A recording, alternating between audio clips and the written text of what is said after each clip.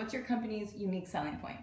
Our unique selling point is that our software unites television with all other forms of video, including OTT, VOD, mobile, etc. And we do so by being able to consolidate viewership data between all these different sources, and it allows for planning, packaging, and advertising to be more unified across all the screens.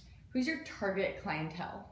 Our target clientele right now are the parts of the agencies and the agency holding companies in particular that are dealing with this kind of consolidation between TV and digital. There's a lot of moving pieces right now because at the same time you have this backdrop of automation happening in terms of advertising moving into much more automated methods. So you have viewership and consumer behavior changing rapidly. You have advertisers who are really trying to figure out how to make sure that they keep their consumers engaged and their brands building across all these new mediums. And that, alongside all of this new technology, is our primary focus. Our other main customer set that we're working with are television programmers who often are distributing content across multiple formats. What's the main difference between OTT and addressable TV? Well, OTT is inherently digital, so it is a lot more like mobile and online, and the fact that it's IP delivered, and that anybody can go get an Amazon Fire Stick or a Roku stick for $30. You plug it into your TV, connect it to Wi-Fi. It's now a never-ending cable box. Addressable TV is targeted advertising, but delivered through a set-top box of a cable provider. So inherently a very different technology set, and thus also different type of ad experiences that are possible. So where's the market pressure coming from? Well, advertisers and consumers are clearly gravitating towards OTT.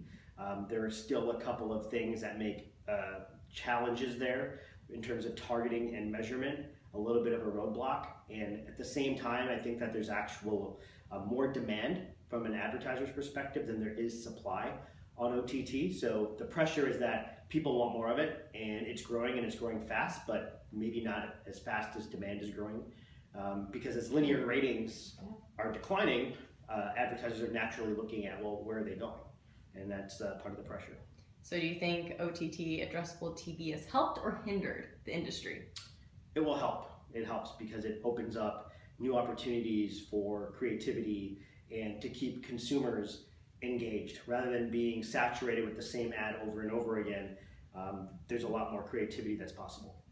So do you think the industry has long entered into this sector and now we're just struggling to get the terminology correct? No, I think the terminology is clear as long as people understand the definitions and the swim lanes. You know, linear is your straight terrestrial TV that has existed for a long time. There's a lot of innovation happening on how advertising works even there. Addressable has always been about the cable provider and using the set-top box and the data that that cable provider has about that particular household. And then OTT is sort of and connected TV is the new Wild Wild West, right? You have a lot of different moving pieces and a lot of new players trying to control it. You know, obviously the biggest players on OTT are still Netflix and Amazon, who are not ad supported. So there is definitely, the market is trying to figure out, well, who are going to be the ad supported players, who are going to be the technologies, the platforms, you know, what is Roku going to enable and things like that.